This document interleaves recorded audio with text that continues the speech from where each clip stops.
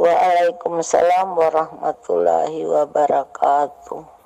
Nama saya Sabria binti Nudin Dodu Kaida dan alamat saya Guru Kelurahan Silai, Kecamatan Ulujadi, Provinsi Sulawesi Tengah, Palu, yang kemarin kejadian gempa. Itu Guru. Terima kasih. Assalamualaikum warahmatullahi wabarakatuh. Pertama-tama saya ucapkan terima kasih kepada Guru yang telah memberikan kesempatan kepada saya untuk menceritakan tentang apa yang terjadi dalam diriku. Dulu saya itu pernah sakit sempat meninggalkan sekolah 8 bulan, dan saya pokoknya berobat kemana-mana, dan karena obat kemana-mana tidak ada juga perubahan. Langsung saya melakukan apa yang diperintahkan Allah, pokoknya sholat malam, sholat apa saja yang saya tahu. Ya alhamdulillah, tiba-tiba dalam satu malam saya bermimpi didatangi oleh seseorang yang berjubah putih. Baru langsung dia suruh amalkan surat Al-Ikhlas. Habis saya baca surat Al-Ikhlas itu selama 3 tahun. Jadi saya puasa Daud.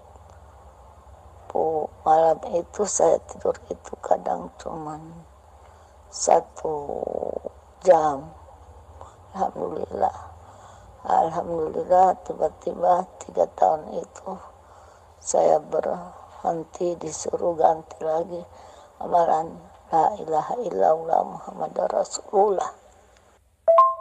Dan saat saya pergi berobat di mana-mana, saya kayak hati ini disuruh ke pasar, tapi tiba di pasar bukan membeli sesuatu, cuma disuruh membeli buku agama, tapi karangannya Imam Ghazali.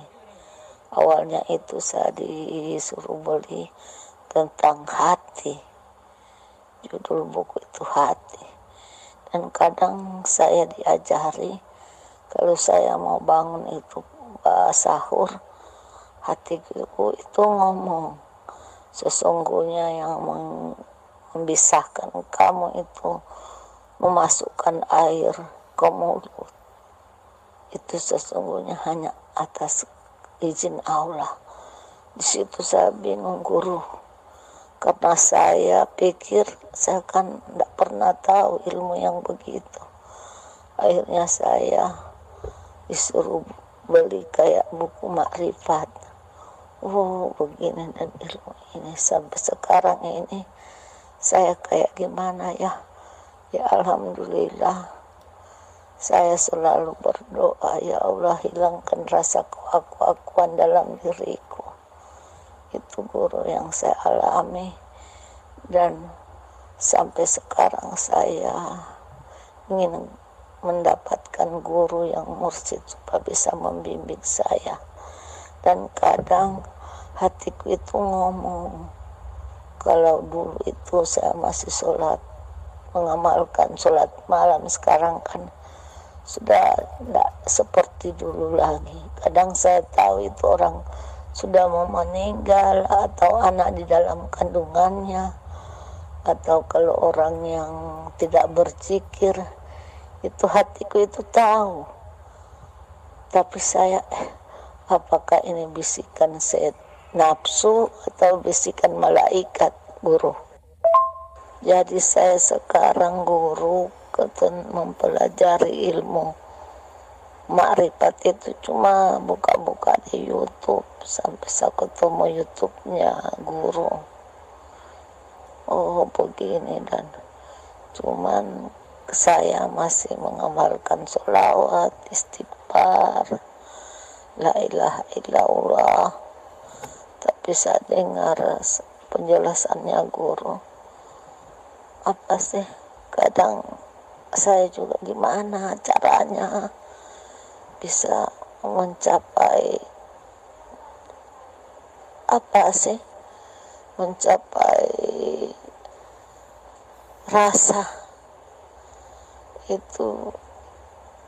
Cuma kalau saya sholat guru itu kadang takbir itu langsung gemetar, baru menangis ya Allah, kayak muncul rasa rindu. Apakah itu kebenaran atau kalau seperti apa ya, saya Allah kasih rezeki, semoga Allah akan mempertemukan saya dengan guru. Semoga ya Allah, saya minta doanya guru, semoga Allah mempertemukan saya. Ya, satu lagi yang saya sampaikan guru, kadang dulu itu saya sering kemasukan, biasa sementara mengajar, saya kayak gimana rasanya saya. Dan saya itu dulu kan anak-anakku semua ke pondok Ponorogo, Gontor.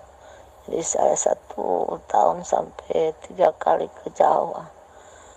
Baru saya punya mantan suami dulu itu orang Jawa di Kediri. Jadi saya sering ke sana. Dan saya kadang disuruh ke kuburannya Sembilan Wali. Saya pergi ke Sunan Ampel, Sunan Bonang, Sunan Giri. Biasa itu kejadian tapi nyata, bukan hanya mimpi, terjadi macam-macam. Pernah saya ke Sunan Giri itu kan waktu saya mau masuk di kuburannya, dipesan itu penjaga kubur, jangan bawa wangian dan jangan ngambil gambar. Tiba-tiba di dalam sudah sumur bak wangi. Baru saat malam itu kayak datang berputar di dalam kamar sama ipar saya. Baru di Sunan Ampel itu saya disuruh sholat di masjidnya, dan saya kirim surat Al-Ikhlas 1000 kali. Ke Sunan Bonang di Tuban itu saya pergi. Dan kadang saya kayak hati itu disuruh mengobati. Kalau saya lihat, oh ini orang sakit, tapi hati yang ngomong, tapi berdoa itu. Tapi saya tahu tidak hilang ingatan saya sampai sekarang. Itu kadang ada yang muncul, tapi kalau dia muncul itu kayak sudah berubah dialek saya, dialek ngomongnya saya itu sudah aku, gua, lu. Berarti apakah itu jin atau saya sudah berobat juga kemana-mana. Saya ya Allah, cuma saya berpikir ya tidak ada sesuatu yang terjadi di langit dan di buminya Allah selain kehendaknya. Saya pasrah saja. Makanya saya bilang kalau guru bisa tahu apakah yang terjadi sama saya ini sesuatu yang batil atau gimana guru, mohon maaf sekali saya rancang. Mohon maaf, terima kasih guru. Saya tahun 2015 itu pernah ke Bogor. Di Bogor itu di puncak, dia punya apa, kayak tempat jikir-jikir begitu. Saya dibawa berobat di sana. Ya, saya kira sudah diruqyah, sudah pokoknya. Tapi juga kadang apa sih, kayak muncul. Ya saya sudah pasrah juga. Mau kemana juga lagi saya berobat. Kemarin sebelum Ramadan, 2 bulan lagi mau Ramadan. Lagi 2 bulan Ramadan saya pergi ke orang yang katanya sudah tinggi ilmunya menurut orang. Saya ke sana, dia bilang kau sudah ikhlas mau dikeluarkan. Saya bilang iya, saya sudah ikhlas, saya takut jangan membuat saya suul khotimah, penghujung akhir hayat. Saya kira sudah tidak datang, tapi kemarin waktu habis Ramadan muncul lagi. Kadang kalau saya sudah menelpon dengan suamiku, udah dia sudah kayak muncul sudah. Apakah karena pikiran saya atau gimana, guru? Assalamualaikum warahmatullahi wabarakatuh. Bunda, tolong voice-kan juga nama dan asal Anda. Segera saya jawab.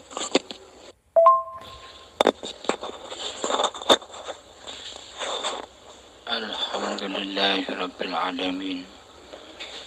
Ashhadu an la ilaha illallah wa ashhadu anna Muhammadar Rasulullah. Allahumma salli ala Sayyidina Muhammad wa ala ali Sayyidina Muhammad. Rabbi israh li sadri wa yassir li amri wahlul 'uqdatam min lisani yafqahu qawli. Amin. Bismillahirrahmanirrahim. Mendengar pengalaman Bunda ini, Bunda sudah masuk di lingkungan alam mukasyafah. Alam mukasyafah itu alam karomah. Alam karomah itu di dalamnya banyak khodam jin. Karena selama ini Bunda mengamalkan zikir jahar. Zikir jahar dan zikir sirri itu pasti akan masuk ke dalam lingkungan alam mukasyafah. Jadi bagi Bunda mulai saat ini tinggalkan zikir secara jahar dan sirri itu. Jadi pakailah zikir yang ketiga. Zikir dan tahapannya itu ada 4. 1 zikir jahar yang diucapkan oleh mulut. Yang kedua zikir sirri, yakni yang diucap oleh hati, hu Allah atau Allah atau memperhatikan nafas, itu masih zikir yang kedua, zikir sirri. Maka pakailah zikir yang ketiga, yakni zikir sirrul asrar, yakni zikir hatinya hati, yakni dengan rasa. Hati sudah tidak mengucap apa-apa lagi, mulut sudah tidak mengucap apa-apa lagi, diam saja. Diam, bersila, duduk yang enak, rileks. Sebelum melakukan zikir rasa, tentu ada keterangannya dahulu, ada pemahamannya dahulu, ada kaidah-kaidahnya dahulu agar bisa masuk dengan mudah ke dalam rasa. Selama ini kita telah lama menggaibkan, mentiadakan Allah di hati kita. Meskipun kita katanya bertuhan, meskipun katanya kita berislam, akan tetapi di hati kita Allahnya gaib, Allahnya tiada bagi kita. Yang ada hanyalah diri kita sendiri selama ini. Tentunya bila Allah itu tiada, tentunya bila Allah itu gaib, dan tentunya bila yang ada, yang wujud, yang hidup, yang kuasa di dalam diri hati kita ini masihlah diri manusia kita, berarti selama ini kita belum bertuhan, kita belum berislam, karena kita belum bersyahadat kepada Allah di hati kita. Sedang berislam, beriman dan bersyahadat itu adalah babakan hati, bukan babakan dohir. Allah tidak memandang rupa dan hartamu, Allah tidak memandang ilmu dan amalmu, Allah tidak memandang nasab-nasab kemuliaanmu, kehormatanmu di sisi manusia. Akan tetapi Allah hanya memandang hatimu. Di dalam hatimu itu yang ada, yang wujud, yang hidup, yang kuasa, yang berkehendak, yang melihat, yang berilmu, yang mendengar, dan yang berkata itu siapa? Masihkah dirimu ataukah Tuhanmu yang berkuasa atas dirimu? Jika masih di dalamnya, di dalam hati kita yang wujud, yang nyata, yang ada, yang hidup, yang kuasa, yang berkehendak dan sebagainya itu masihlah diri manusia kita, berarti selama ini kita mentuhani diri kita sendiri. Hati kita masih ateis, hati kita belum bertuhan di sisi Allah, karena di dalam hati kita yang ada hanyalah hawa nafsu kita sendiri, diri kita sendiri. Selama ini kita tiadakan wujudnya Allah, kita tiadakan kenyataannya Allah, kita tiadakan kehidupannya Allah, kita tiadakan kekuasaannya Allah, kita tiadakan daya ikhtiarnya Allah, kita tiadakan kekuatan Allah, ilmunya Allah, penglihatan Allah, pendengaran Allah, dan berkalam-kalamnya Allah di hati kita. Itulah tanda bahwa selama ini kita belumlah bertuhan dan beragama di sisi Allah. Karena selama ini agama dan bertuhan yang kita jalankan hanyalah hiasan-hiasan dohiriyah saja. Hiasan-hiasan yang kita pertunjukkan kepada manusia. Kita belumlah bertuhan secara hak di sisi Allah. Bagaimanakah cara manusia bertuhan dan berislam di sisi Allah itu? Maka bila manusia bertuhan dan berislam di sisi Allah, manusia akan memahami Tuhannya, yakni awwaluddin ma'rifatullah. Itulah tanda manusia yang akan memasuki agama dan bertuhan di sisi Allah. Awwaluddin ma'rifatullah, awal sebuah agama di sisi Allah itu yakni mengenal Allah, tahu Allah dan bertemu Allah. Agar apa? Tujuan kita mengenal Allah itu tak lain dan tak bukan adalah untuk mengaplikasikan segala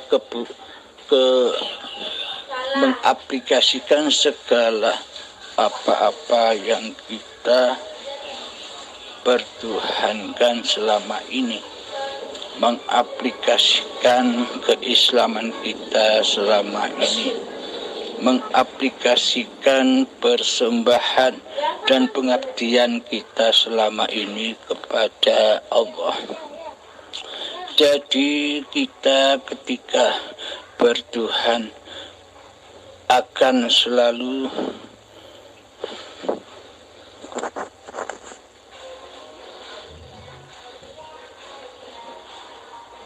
menyatakan di dalam hati kita bahwa yang wujud, yang ada hanyalah Allah di hati kita. Maka dari itu kenalilah dahulu ketuhanan dan keislaman diri kita di hati kita. Jangan asal-asalan bertuhan dan beragama seperti yang pada umumnya di luar sana.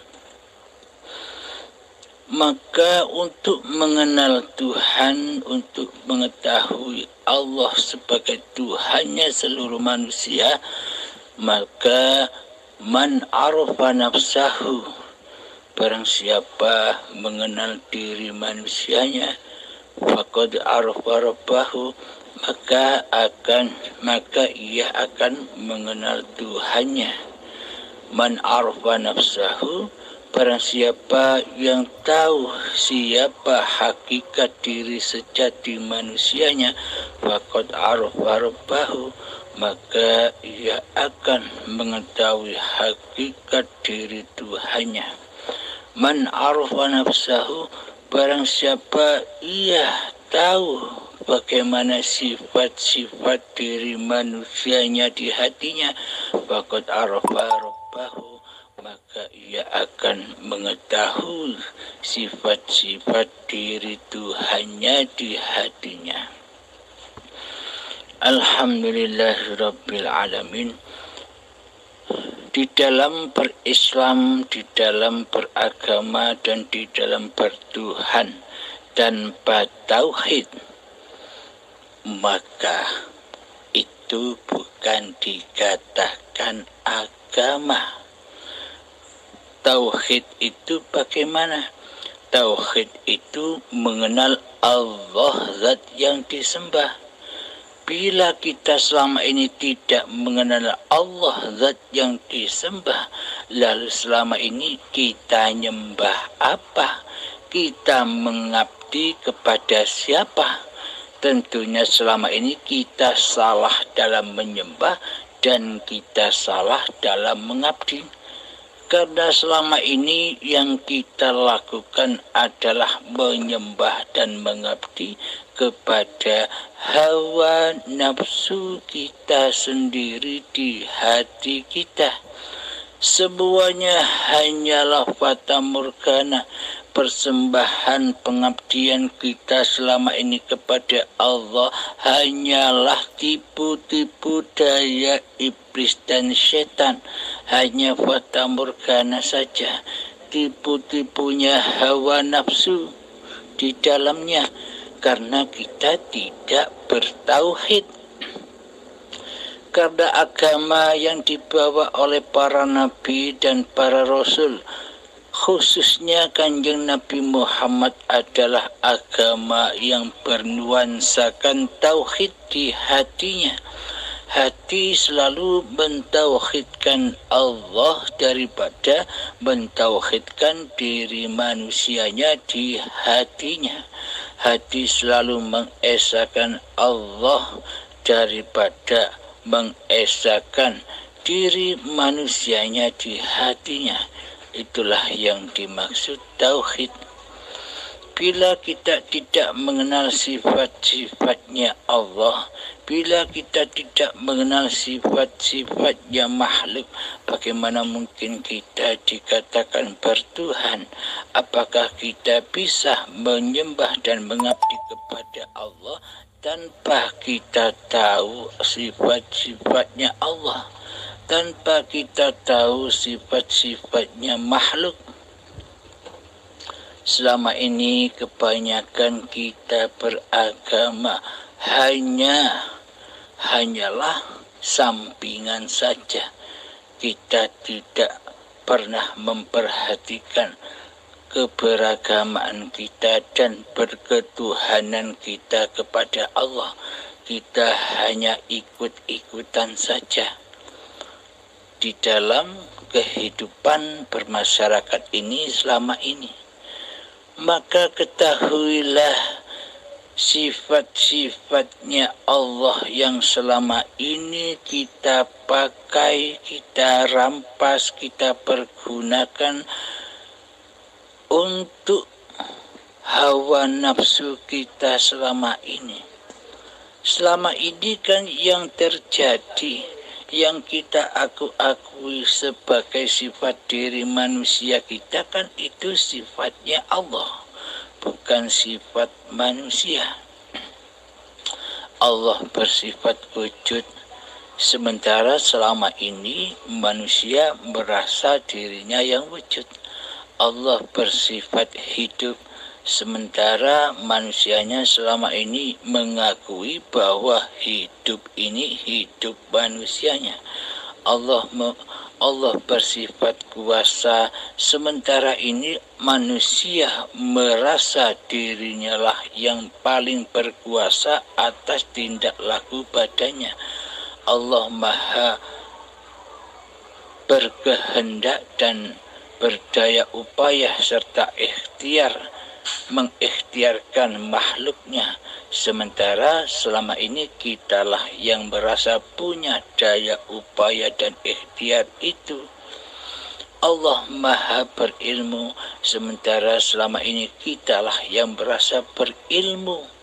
Allah maha mendengar, melihat, sementara selama ini yang merasa bisa mendengar dan melihat adalah indera yang ada di badan kita ini, yakni mata dan telinga. Allah maha berkalam, sementara selama ini kitalah yang ngaku-ngaku bisa berbicara apa-apa. Inilah yang disebut manusia yang tak bertuhan, karena manusianya lah yang merasa jadi Tuhan, tapi tidak terasa, tapi tidak disadarinya. Inilah polemik selama ini yang kita rasakan, sehingga di dalam beragama dan bertuhan blank, tidak ada imbasnya apa-apa di dalam sholat kita, di dalam puasa kita. Di dalam sholat pun kita tidak menyembah Allah, karena pada intinya kita tidak mengenal Allah. Bagaimana mungkin kita bisa menyembah dan mengabdi kepada Allah di dalam sholat-sholat kita, sementara selama ini yang jadi Allah adalah diri. Sementara selama ini yang ngaku-ngaku wujud, yang ngaku-ngaku hidup, yang ngaku-ngaku berkuasa, yang mengaku-ngaku berkehendak dan daya upaya, serta yang merasa mengaku-ngaku bisa berikhtiar adalah diri manusia kita sendiri. Bagaimana mungkin dikatakan manusia sudah bertuhan, sementara yang jadi Tuhan adalah manusia itu sendiri selama ini? Marilah kenali dahulu siapakah Allah, siapakah Tuhan yang Maha Esa, siapakah Tuhan yang menciptakan seluruh manusia. Dialah yang bersifat wujud, dialah yang bersifat hidup, dialah yang bersifat kuasa, dialah yang bersifat berkehendak, berdaya upaya dan berikhtiar dan beraf'al. Dialah yang maha berilmu, dialah yang maha mendengar dan melihat serta berkalam. Bila manusianya sudah mengenal sifat-sifatnya Allah, maka cara bertuhannya adalah kebalikan dari sifat-sifatnya Allah, karena sesungguhnya manusia itu adalah kebalikan dari sifat-sifatnya Allah. Bila Allahnya yang wujud, maka manusianya lah yang ada, manusianya yang tidak ada.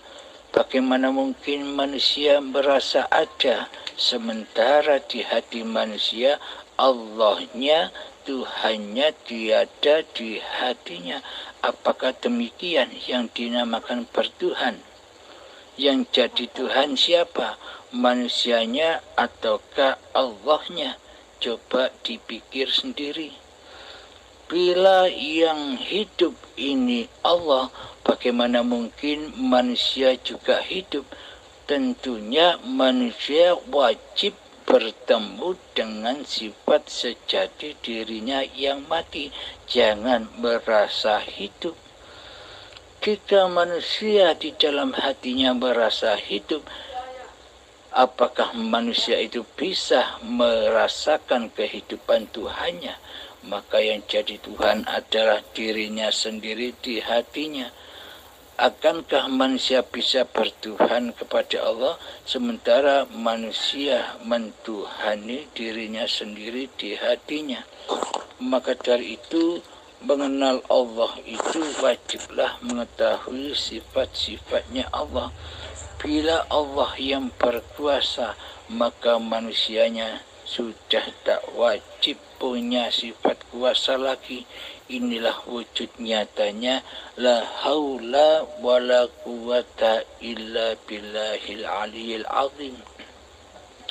Tiada kekuatan dan daya upaya, tiada daya upaya dan kekuatan di sisi Allah kecuali Allah, yakni putuslah mata rantai kemanusiaannya bila manusia itu bertuhankan Allah, bahwa diri manusianya lah bukan sudah tidak merasa apa-apa, yang wujud adalah Tuhannya, yang hidup adalah Tuhannya, yang berkuasa adalah Tuhannya.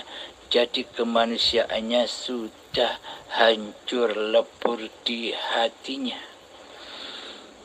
Alhamdulillahirrabbilalamin. Dengan sedikit pemaparan yang demikian, Bunda mulai sekarang pakailah zikir yang ketiga, yakni Sirrul Asrar, merasakan bahwa hidup ini Allah di hati Anda.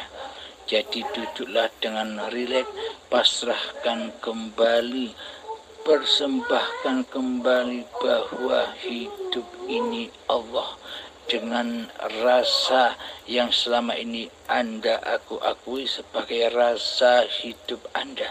Jadi masuklah ke dalam diri, pasrahkan kembali bahwa hidup ini Allah. Dan janganlah Bunda merasa bundalah yang berzuhud, merasa bundalah yang melakukan semua itu. Pasrahkanlah hati kepada Allah yang berkehendak atas Bunda, hingga Bunda bisa melakukan itu hanyalah kehendak dan kuasa Allah saja. Rasakanlah dan kembalikan bahwa hidup ini Allah. Latihlah dan latihlah terus-menerus di dalam keadaan apapun. Contoh di dalam keadaan berdirinya badan, Bunda sudah merasakan bahwa yang memberdirikan badan ini adalah hayatullah, hidup yang menghidupi badan. Yang memperjalankan badan ini adalah hayatullah, hidup yang memperjalankan badan. Yang mensolatkan badan ini hayatullah, hidup yang mempersolatkan badan. Yang mengafalkan badan, bertindak tanduk apapun, itulah hayatullah. Alhamdulillahirrabbilalamin. Semoga Bunda bisa memahami ini semua. Mintalah pertolongan kepada Allah agar mudah, agar dengan mudah Bunda melakukannya. Mintalah pertolongan kepada Allah. La haula wa la quwata illa billahil aliyil azim. Semoga bermanfaat, terkhususnya buat saya, Bunda, dan semua sahabat-sahabat pencinta channel Uripi Allah. Semoga dipahamkan oleh Allah Subhanahu wa ta'ala. Akhir kalam, assalamualaikum warahmatullahi wabarakatuh. Terima kasih guru atas penjelasannya. Tapi tentang kaidah-kaidah yang harus kita jalani untuk mencapai rasa itu apa guru? Jadi di saat kita duduk yang seperti guru ajarkan, tidak perlu lagi berucap atau membaca amalan-amalan zahir. Terima kasih guru. Pertanyaan saya seperti itu. Tapi kalau kita saat sholat, apakah harus membaca niatnya seperti usalinya, doa ibtidanya? Apakah seperti itu? Masih membaca rukun-rukun sholatnya, seperti ruku, apa bacaannya? Tolong, apa saya ini memang ingin benar cari guru mursyid guru. Alhamdulillahirabbil alamin. Kaidahnya adalah yang terpenting di dalam haji ini sudah menyadari bahwa hidup ini sebenarnya bukan hidup manusianya. Dalil-dalil yang tersohor yang diakui oleh seluruh manusia selama ini di hatinya mengatakan bahwa aku hidup karena dihidupi Allah. Jadi hidup ini bukan hidup manusianya, akan tetapi hidup ini Allah. Itulah kaidah yang terpenting di dalam tauhid. Untuk mengamalkan apa saja, syariat-syariat apa saja seperti sholat, tetaplah niatnya tetap seperti biasanya. Tidak mengubah apa-apa, tidak mengubah syariat. Yang diubah adalah kondisi hatinya. Selama ini kan yang merasa sholat, yakni hati masih merasa linafsi, dirikulah yang berkuasa atas sholat dan ibadah. Akan tetapi dirubahlah kondisi hati itu, yakni sudah lillahi ta'ala. Ketika kita berniat apa saja, hati sudah memandang, menyaksikan dengan rasa bahwa hidup ini Allah lah yang mengkalamkan semua itu, mengkalamkan niat, mengkalamkan doa-doa di dalam sholat. Seluruhnya jangan diakui diri kita lah yang bisa, akan tetapi Allah lah yang bisa. Coba kita buktikan, bila tidak ada hidup, bila tidak ada Allah, apakah kita bisa apa-apa? Dengan adanya bisa apa-apa itu karena dihidupi oleh Allah. Jadi yang bisa apa-apa itu tentunya hanyalah Allah sendiri, yakni Tuhan penguasa dan pencipta manusia. Allah lah yang memperjalankan manusia. Allah lah yang menghidupi seluruh manusia. Alhamdulillahirabbil alamin. Akhir kalam. Assalamualaikum warahmatullahi wabarakatuh.